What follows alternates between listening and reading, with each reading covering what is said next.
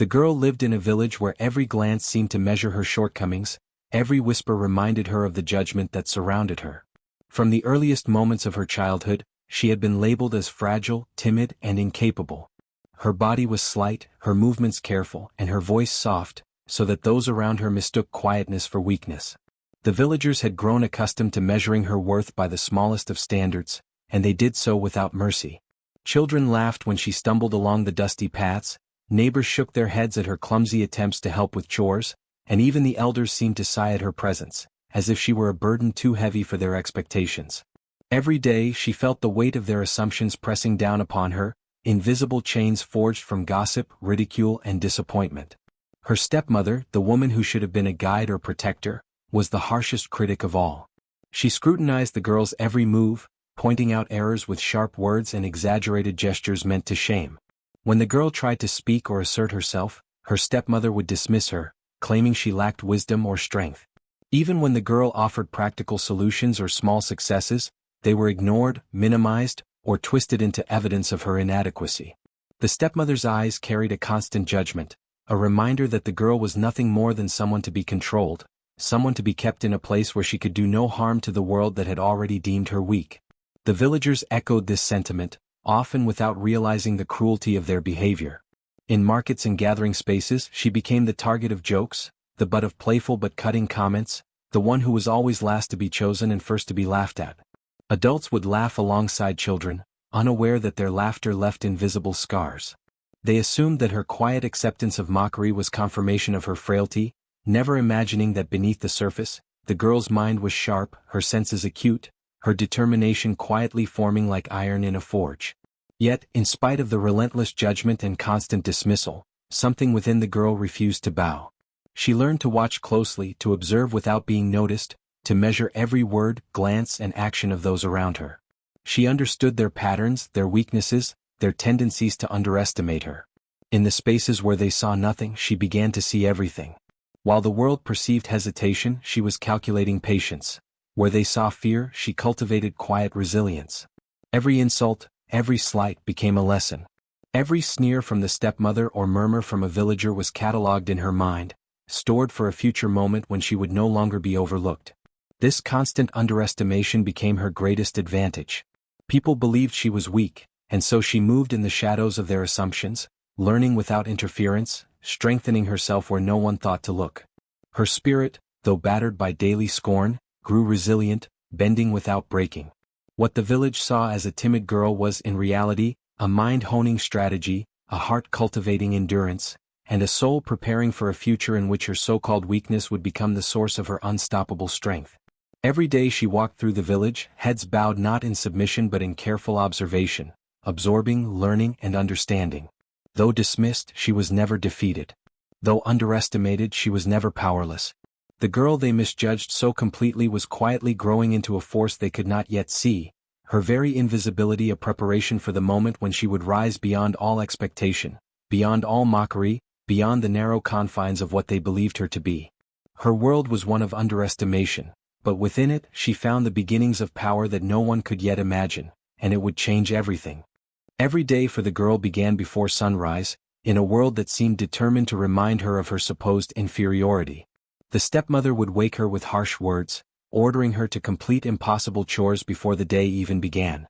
She would scrub floors until her fingers cracked, carry heavy water pots across uneven paths, and tend to the livestock, often facing their stubborn resistance and the scorching sun. Each task, no matter how small, was twisted into a demonstration of her weakness, her inability to perform even simple duties to perfection. Whenever she faltered, a sharp word, a scolding, or a harsh slap would follow, reinforcing the belief that she was incapable, a burden upon the household and the village. The villagers, aware of her daily struggles, took cruel pleasure in observing her suffering. Children would mimic her movements, exaggerating her mistakes and laughing at her expense. They followed her along narrow paths, making loud noises, throwing small stones, and whispering insults meant to wound more deeply than the blows from chores. Adults joined in, shaking their heads in feigned disappointment, gossiping about her apparent ineptitude, and recounting tales of her failures at gatherings. To them, it was entertainment. To her, it was a relentless reminder that she had been judged and found wanting before she could even speak. Even within her own home, no corner offered refuge. Her stepmother scrutinized her constantly, noting each imperfection with an unrelenting eye. Meals were scarce and intentionally meager, forcing her to stretch limited rations into full sustenance for a day's labor. Clothes were handed down, threadbare and unsuitable, ensuring she was never comfortable or respectable in appearance. Any attempt to ask for kindness or understanding was met with disdain or mockery, her pleas dismissed as weakness. She became the perpetual target, the symbol of failure in a household that thrived on comparison, cruelty, and the illusion of control. Despite the constant degradation, the girl endured in silence. She learned to hide the pain in her face, to swallow the stinging tears that threatened to fall, and to suppress the rising anger that flickered within her heart. Her stepmother believed that submission was the only possible response to her authority and the ridicule of the village, but the girl's quiet endurance was more than mere submission. It was an act of survival, a shield that protected the inner strength she was beginning to recognize, even if she could not yet name it. Every humiliating task, every mocking laugh, and every scornful glance became fuel for a fire that burned silently in her chest. The mockery extended beyond chores and labor. When she went to the market to help fetch supplies, villagers whispered cruel comments about her clothes, her voice, and her gait. When she attempted to socialize, other children and even adults mocked her every word, making jokes at her expense and recounting stories that exaggerated her supposed incompetence. Elders, who could have guided or comforted her, often dismissed her entirely, reinforcing the narrative of weakness. Every interaction in the village became a trial, and each day she navigated these social gauntlets with careful observation and cautious endurance. The punishments, though physical at times, were more often psychological, calculated to chip away at her sense of self. She was isolated from friends, kept from celebrations, and denied simple joys that others enjoyed. Her stepmother would boast to visitors about the girl's failings, using them as a display of control and superiority. The girl became acutely aware that every word she spoke, every action she took, was scrutinized not for improvement but for ridicule. It seemed as if the village, in league with her stepmother, had conspired to ensure that every moment of her life was marked by humiliation and doubt. Yet, beneath this relentless torment, the girl's mind and spirit began to adapt. She learned to observe, to anticipate the cruelty before it happened, and to understand the motivations behind it. She saw the insecurities, the arrogance, and the fear in those who mocked her. In her silence, she became a student of human nature, learning lessons that would one day serve her powerfully. What the villagers saw as meekness was actually calculation. What they perceived as weakness was patience and observation. Her endurance was not passive. Every task, every humiliation, every punishment became a lesson in self-control, resilience, and strategic thinking. She memorized patterns, noted tendencies, and quietly plotted in her mind ways to overcome the limits placed upon her. Her body may have been small, her hands worn, and her face tired, but within her, a resolve began to crystallize, a determination that no cruelty could extinguish. By the time night fell and she lay down in the sparse corners of the household, exhausted and bruised, the girl reflected on the day's trials. Every laugh, every task, and every moment of derision had built her patience, honed her mind, and strengthened her spirit. Though those around her celebrated her supposed weakness, they had unknowingly created a foundation for her future power. The girl who was mocked, overworked, and humiliated each day was silently becoming someone the village would one day neither recognize nor dare to underestimate. In the harsh crucible of daily humiliation, she was not broken. She was being forged, and the fire of endurance, observation, and quiet strength began to glow within her, unseen by all who thought her weak, but unstoppable to those who would one day witness her rise. While the villagers and her stepmother saw her as fragile, the girl had begun to cultivate a strength that was invisible to the eyes of others. Each day of mockery, each whispered insult, each burden she carried without complaint became a lesson in patience. She observed every detail, the way her stepmother's voice shifted when she lied, the subtle exchanges among the elders, the small patterns in the children's teasing, and even the rhythms of the market and the village routines. Nothing escaped her notice. Every scoff, every pointed look, and every act of cruelty was a clue, a piece of the larger puzzle of human behavior that she was quietly assembling. Her endurance was not passive. She allowed herself to feel the weight of humiliation and hunger, yet she learned to hold it close, shaping it into a quiet reservoir of power. Each sting of ridicule became a stepping stone toward inner fortitude. While other children played and laughed freely, she sat on the edges of gatherings, absorbing stories, listening for patterns in speech, watching interactions and understanding motives. The village believed she was invisible and weak, but in truth she was becoming perceptive and discerning in ways no one suspected. Even chores and punishments became teachers. When she scrubbed floors until her hands bled, she learned the importance of patience and precision. When she carried heavy water pots across uneven paths, she discovered the limits of her body and how to push past them without complaint. Each task was a test of both body and mind, and she faced them with silent determination. Pain became a tool rather than an obstacle, shaping her into someone capable of enduring far greater challenges. Isolation, too, contributed to her growth. Forced to sit apart during festivals, kept away from friends and barred from participating in village life, she developed self-reliance. She discovered how to entertain her mind, how to use imagination as a companion, and how to find clarity within silence. Loneliness, rather than crushing her, became a teacher of reflection, allowing her to think ahead, plan, and strengthen her resolve. She learned that patience was more powerful than immediate reaction and that silence could be more effective than protest. Observation extended beyond human behavior. She studied nature, the flow of the river, the flight of birds, the patterns of the wind, and the shifts in sunlight. These quiet lessons taught her timing, rhythm, and the subtle interplay of forces. She realized that power often moved quietly, shaping outcomes without immediate recognition. The lesson was clear: strength was not always visible, and strategy often required waiting, watching, and understanding before acting. Her stepmother's overconfidence became a daily study. Each scolding, each insult, and each attempt to diminish her taught her about the vulnerabilities of those who believed themselves powerful. The stepmother's arrogance, the ease with which she manipulated others, and her dependence on fear as a tool were all vulnerabilities. The girl noted every tendency, every hesitation, and every overstep. She began to understand that authority built on cruelty and fear was inherently fragile, and that those who wielded power without awareness could be undone by patience, observation, and precise action.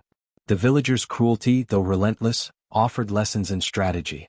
She witnessed alliances forming and breaking, gossip influencing decisions, and fear shaping obedience. She began to predict behavior, anticipating reactions before they occurred. While others assumed she was fragile, she quietly mapped the social and political structures of her world. Each insult, each act of ridicule became a subtle indicator of influence, hierarchy, and opportunity. Over time, she constructed in her mind a mental blueprint of the village, noting where weakness lay, where loyalty could be tested, and where leverage could be applied. Her inner world, strengthened by endurance, became a place of planning and reflection.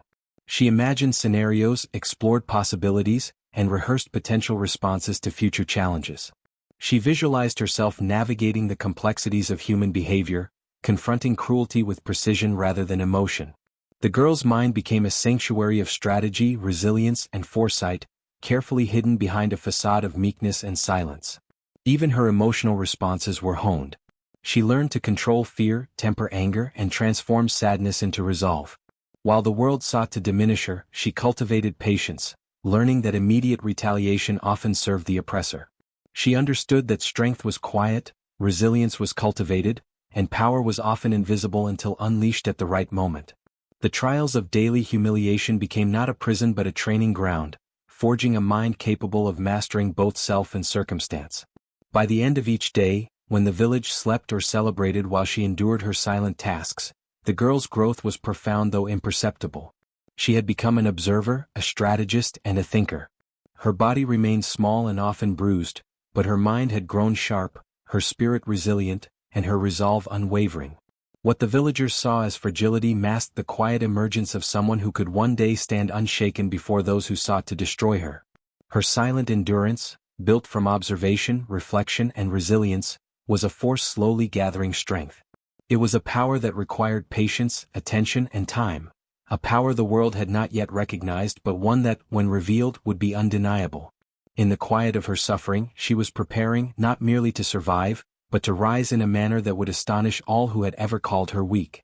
Through daily humiliation, isolation, and endless observation, she transformed her perceived weakness into a hidden arsenal of intelligence, strategy, and inner fortitude. While the world underestimated her, she became a master of patience, a student of human behavior, and a silent architect of her own inevitable triumph. The girl, once seen as fragile, was quietly becoming someone no one would dare challenge. The girl had endured much already, relentless mockery from villagers, cruel words from her stepmother, and the constant, quiet sting of humiliation in her everyday life. Each insult, each act of derision, had been absorbed silently, stored within her heart and mind. She had become adept at concealing her emotions, at appearing fragile and weak while carefully observing every detail of her environment. Yet, even the most patient spirit has a threshold, a moment when endurance turns to determination, when passive suffering ignites a fire that cannot be extinguished. That moment arrived unexpectedly. It was not a single act but a culmination of small cruelties, each one sharpening the edge of her anger and resolve. Early that morning, the stepmother had called the villagers together, orchestrating a public humiliation unlike any before. The girl was forced to kneel in the village square, her clothes torn and her hair disheveled. The stepmother jeered openly, pointing at every mark on her skin, mocking every awkward movement, and spreading false tales of the girl's supposed incompetence and uselessness. Villagers laughed, some jeering directly at her, others whispering behind their hands. Children, taught by their elders to mimic cruelty, began to repeat the laughter and insults with exaggerated gestures. Every mocking word, every glance of derision, pierced her heart like invisible daggers, yet she did not cry out. She had learned that tears were ammunition for her tormentors, and she would not give them that power. Instead, she allowed the humiliation to settle into her bones, letting it mix with the quiet awareness she had been cultivating over the years. As the ritual of mockery continued, a whispered betrayal came to light. One of the villagers, a neighbor who had pretended to show sympathy, stepped forward to reinforce the stepmother's lies. This act of duplicity cut deeper than any public laughter. It was not just the cruelty of strangers but the failure of those she had trusted, the demonstration that even supposed allies could be turned against her. The betrayal crystallized something within her, the recognition that if she were to survive and rise, she could rely on no one but herself. In that moment, a spark ignited, a seed that had been germinating quietly for years now surged into a flame. She felt her body tremble, not from fear, but from the power of a resolve that had been waiting for the right moment to awaken. The humiliation, the pain, the sense of powerlessness, all of it became fuel. She realized that her suffering had been shaping her, forging patience, intelligence, and resilience into something formidable. The mockery, intended to break her, had instead prepared her for this precise instant, the moment when endurance would transform into decisive action. Her eyes, long downcast, lifted to meet the gaze of her stepmother and the assembled villagers. The weight of years of mistreatment and derision pressed against her chest, but now it was accompanied by clarity.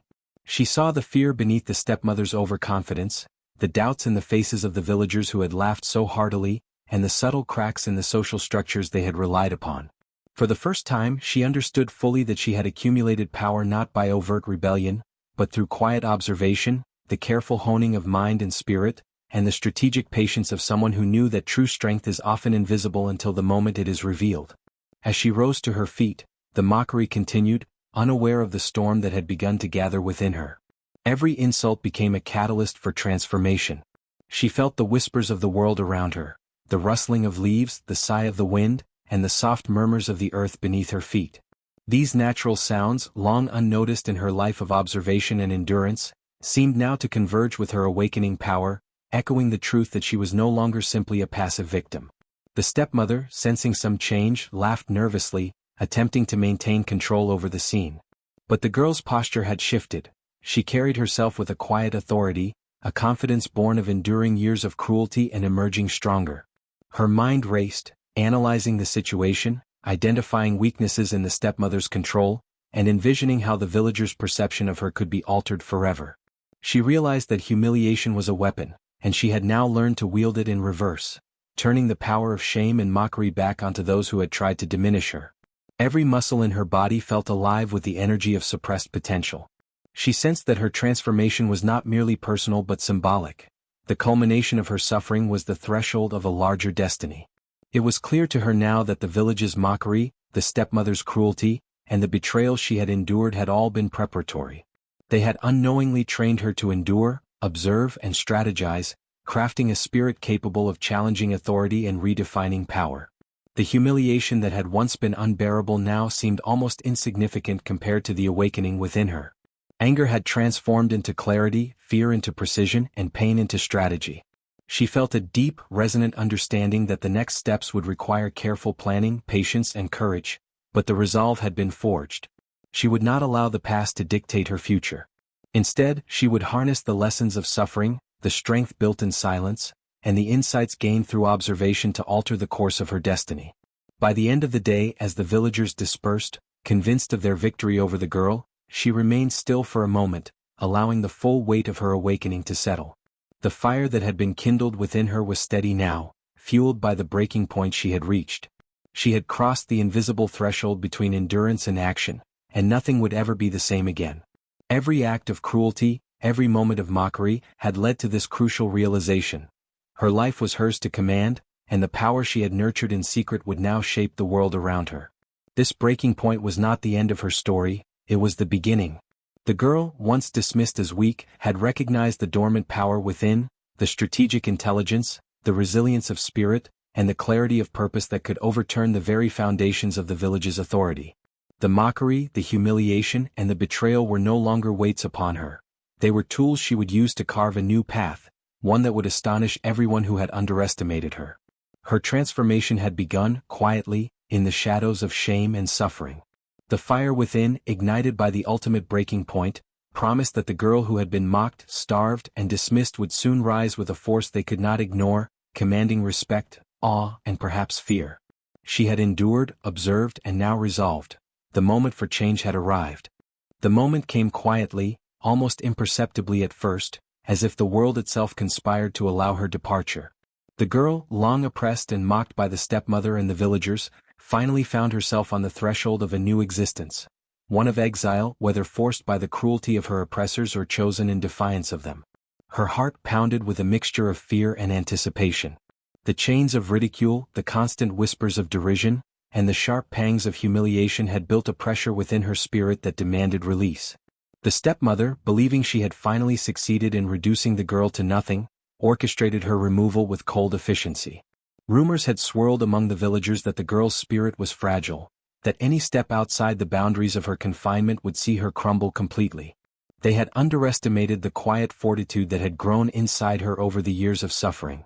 Every insult, every act of exclusion, had been a layer of armor, and now, with the opportunity to leave, she carried it silently with her.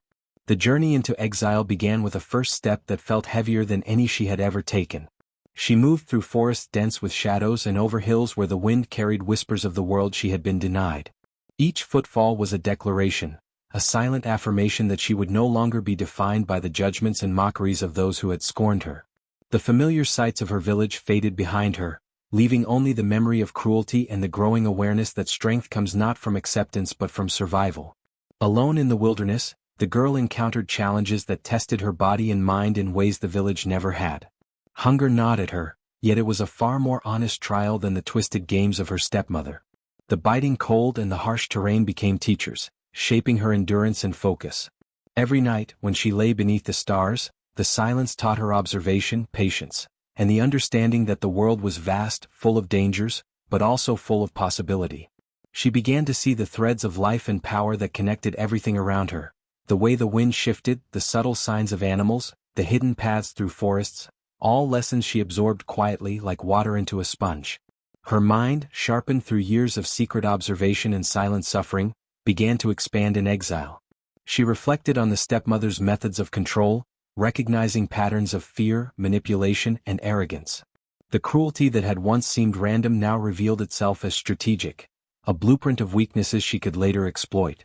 In the stillness of solitude, the girl's spirit stretched, her intelligence and insight deepening.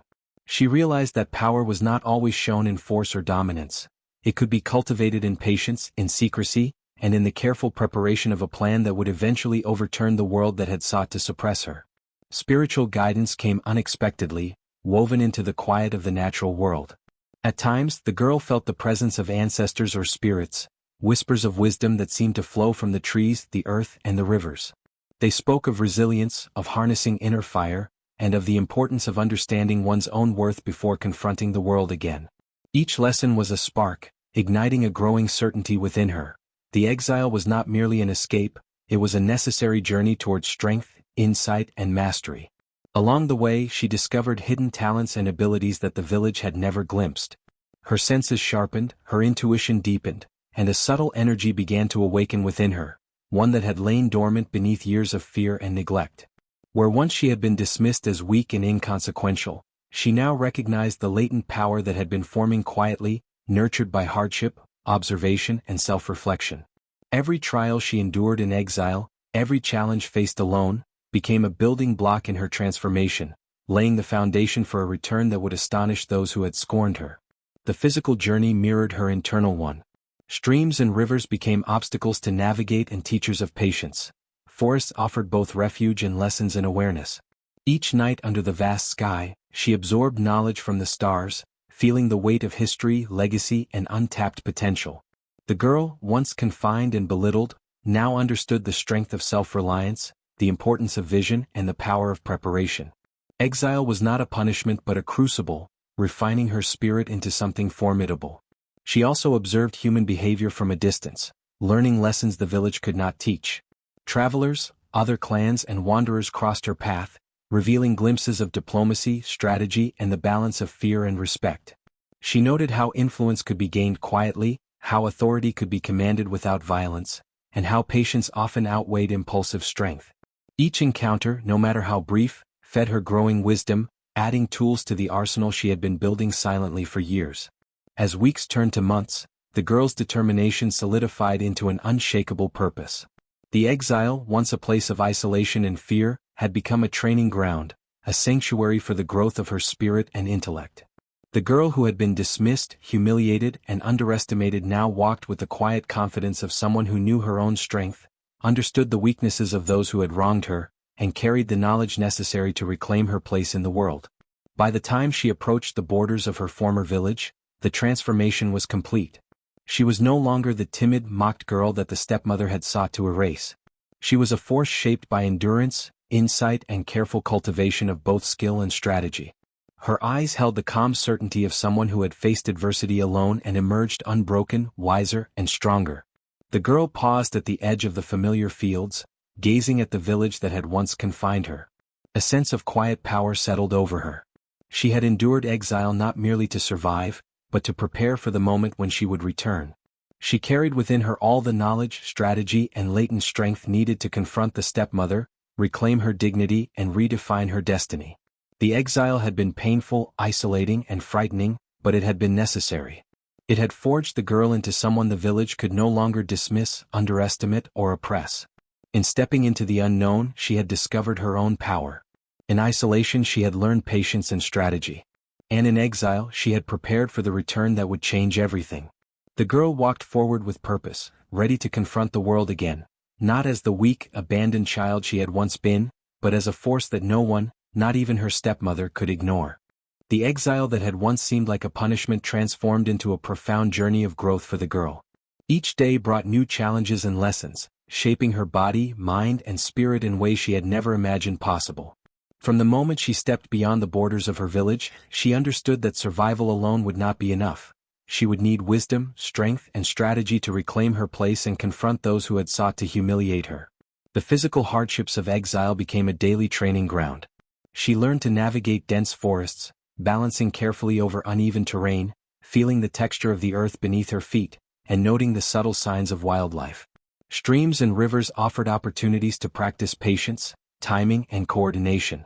Cold nights forced her to adapt, to discover hidden sources of warmth and protection, and to endure discomfort without despair. Each hardship hardened her resolve, teaching her that strength was not simply the absence of fear, but the mastery of it. Alongside these physical trials, her mind sharpened in ways that the village had never anticipated. Alone with her thoughts, she began to observe patterns, of nature, of human behavior, and of her own emotions. She reflected on the cruelty she had suffered, identifying weaknesses in those who had wielded power over her.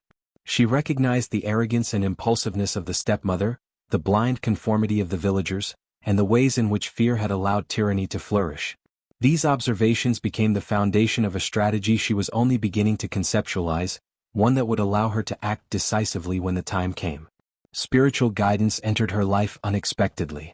In the quiet of the night, under the vast canopy of stars, she sensed the presence of voices, whispers from ancestors, spirits, or perhaps the deepest parts of her own consciousness.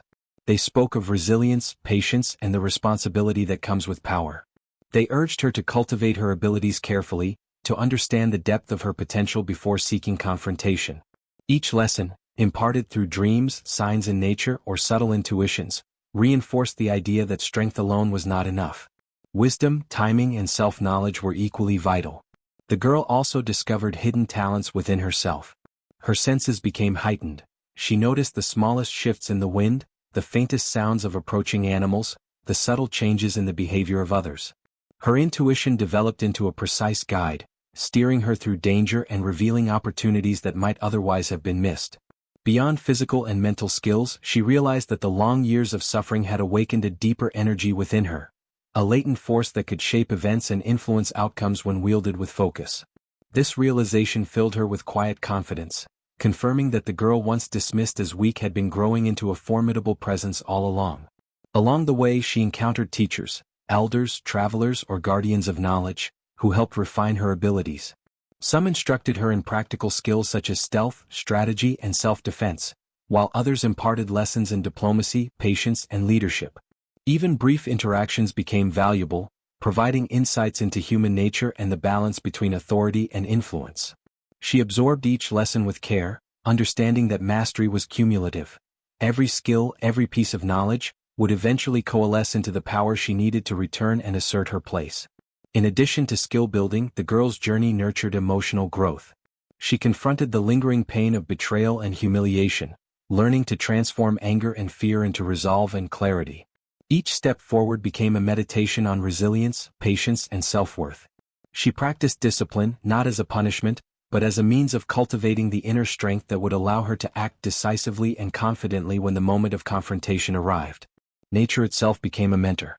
She observed the rhythms of the sun and moon, the cycles of growth and decay in plants, the strategies of predators and prey. She learned that power often manifests subtly, through patience and timing rather than force alone.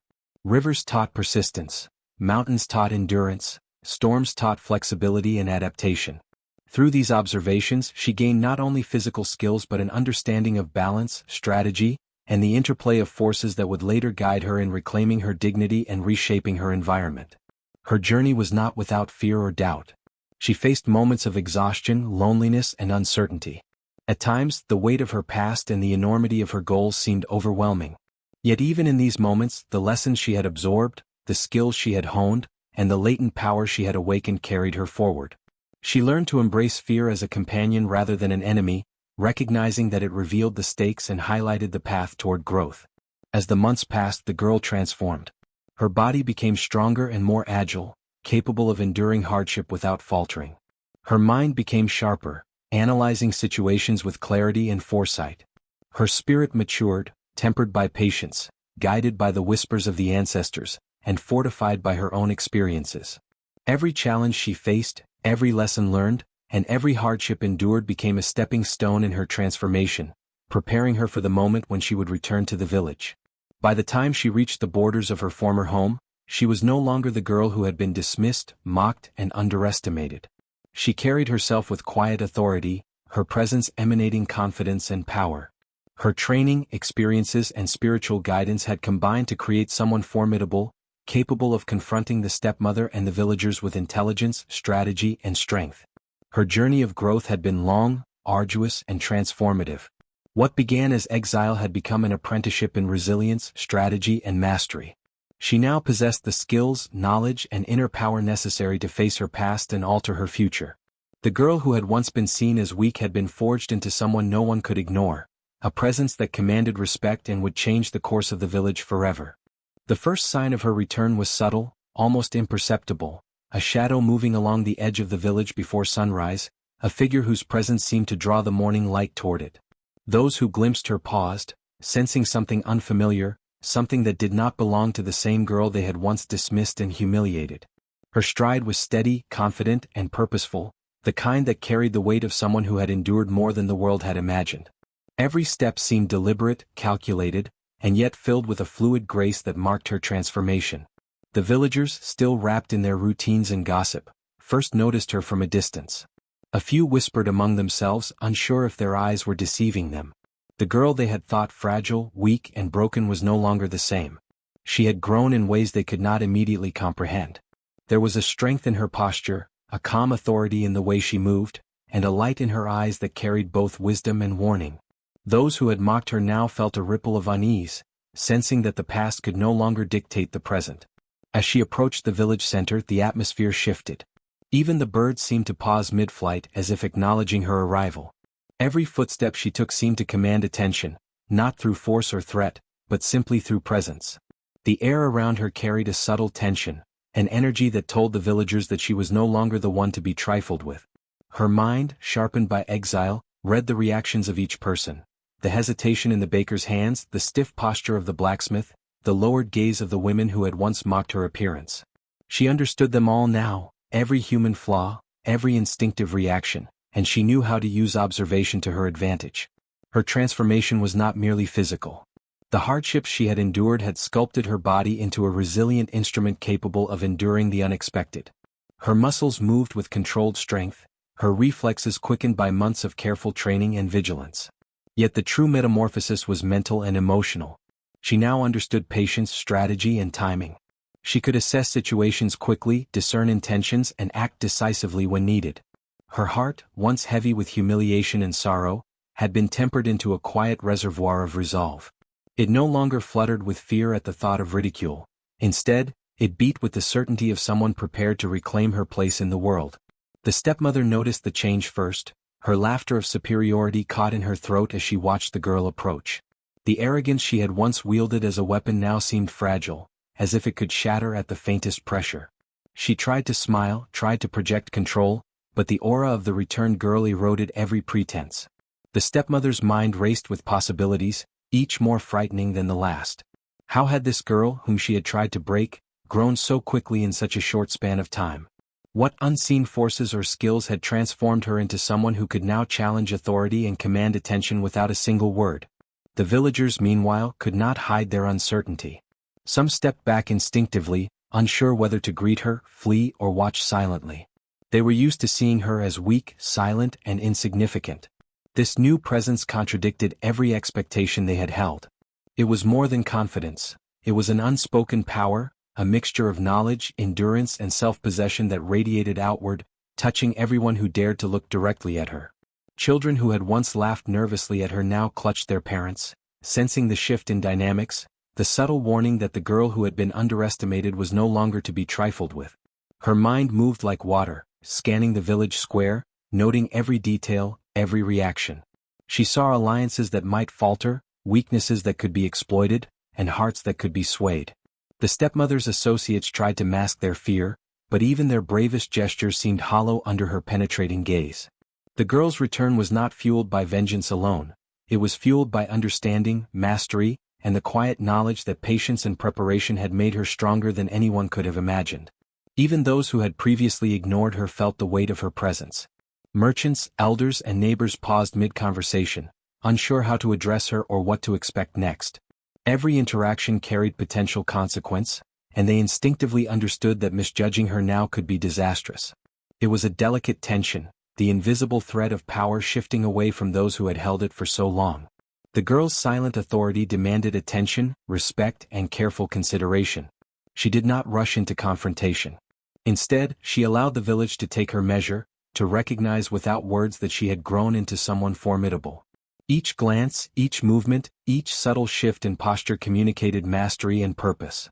Her physical presence, her calm and confident demeanor, and the knowledge she had acquired during her exile all combined to create an aura that was impossible to ignore. The stepmother's laughter had no place here. It faltered and died in the presence of someone who had endured, learned, and returned stronger than ever. By the time she reached the heart of the village, the change was undeniable. She was no longer a girl to be dismissed or mocked. Her presence alone carried authority and power. The villagers sensed that the world had changed overnight, that the balance of fear and respect had shifted irrevocably. They did not yet know what action she would take, but they understood that she could act decisively, that she had endured and grown, and that her return marked a turning point from which nothing could remain the same. The stepmother, still standing near her usual place of command, felt the first tremors of true fear. The laughter, scorn, and control she had relied upon were now ineffective. The girl before her had absorbed suffering, harnessed skill, and cultivated knowledge and power beyond anyone's imagination. This was not a return of weakness. It was the emergence of strength too potent to ignore, a presence that would redefine the rules of the village, challenge authority, and demand a reckoning that had long been deferred. The girl paused briefly, sensing the energy of the village and the anticipation that hung thick in the air. She did not need to speak to announce her return. Her transformation, her poise, and the undeniable aura of strength spoke for themselves. Every eye that met hers recognized that the girl who had once been dismissed and humiliated was now a force to be reckoned with. The world she had left behind would never see her the same way again. She had returned, changed in every way, and nothing, neither mockery, cruelty, nor disbelief, could diminish the power she now carried. The morning sun had barely begun to stretch its fingers across the village when the girl decided to show the depth of her transformation. She did not speak at first. She walked with the calm assurance of someone who had endured years of scorn and suffering, a quiet power radiating from her every movement. The villagers, still recovering from the initial shock of her return, could not look away. Even those who had once laughed at her now found themselves rooted to the spot, their curiosity tangled with fear. Every step she took seemed deliberate, as though she were charting the course of a storm, and the air around her felt heavier, charged with a presence that demanded attention and respect. Her first display of strength was subtle but undeniable. She stopped at the village square, where the morning market bustled, and looked upon those who had tormented her. A few of the stronger men attempted to act normal, to dismiss her with a smile or a wave, but the gaze she cast upon them froze the words in their throats. Her eyes, once timid and unsure, now gleamed with unshakable confidence and clarity. It was as if she could see through their defenses, read their intentions, and calculate the perfect response before they even realized their own vulnerability. Those who had relied on mockery as a weapon found themselves exposed, stripped of the power they had wielded so carelessly. She raised her hands slightly, not in threat but in command, and the environment itself seemed to acknowledge her presence. The earth beneath her feet seemed steadier, the wind shifting subtly to circle around her, carrying with it an unspoken message. She was no longer a girl to be underestimated. Even the animals in the square, the goats and chickens that had scurried in ignorance moments before, seemed to sense a change. They moved away calmly, leaving space for her to stand, unchallenged, at the center of attention. The stepmother, who had once mocked her endlessly, now trembled. The cruel laughter that had once filled the halls and echoed through the village was gone, replaced by a thin, uncertain smile. She tried to gather her composure, to command the respect that she had once taken for granted, but the aura of authority emanating from the girl made her words hollow. Every gesture, every attempt at intimidation, faltered. She realized, perhaps for the first time, that the girl she had scorned had grown into a presence far beyond her understanding or control. The fear that now flickered in her eyes was not mere concern.